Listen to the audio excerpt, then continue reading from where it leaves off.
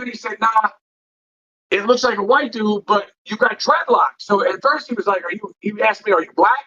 And I was like, no. And they were, once we got through the puzzlement, you know, he was like, listen, so you're Funky Hobo number 1 and you're Funky Hobo number 2. And my man immediately was like, nah, none of that for me. So everybody started calling me Funky or Funky Hobo. Like, I was stuck with it. You know what I mean? And I was like, but I don't want to be, you know, that name. You know what I mean? Funky Hobo number 1? What kind of name is that? But so it stuck, you know. And so they took me away from being Mikey P.OS. The OS was silent.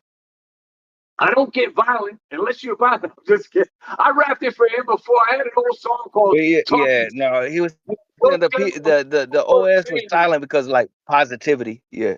And I was surprised that I remember the lyrics. And I think that's the funniest thing with, you know, as far as me being an MC, like I can remember lyrics from 30 years ago, but I can't remember the shit I wrote yesterday. You know what I mean? Like, I don't understand that, but I remember that shit. So it stuck. And so I became Funky Hobo number 1 and whatever. And we worked with, you know, to fast forward past this part. So we worked with them and the label that we signed to, and I was telling him, which we were label mates with, at one time, Just Dice was on our label. And Dice, yeah, we had them. Once we had to re-sign, you know, everybody knows. I don't know if anybody ever signed to a shady record deal. When they say you gotta re-sign, you know something ain't right. You know what I mean?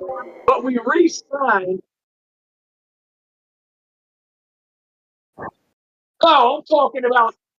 To specify, he's talking about shady in general. Yeah. I'm talking about shady as fuck record deal.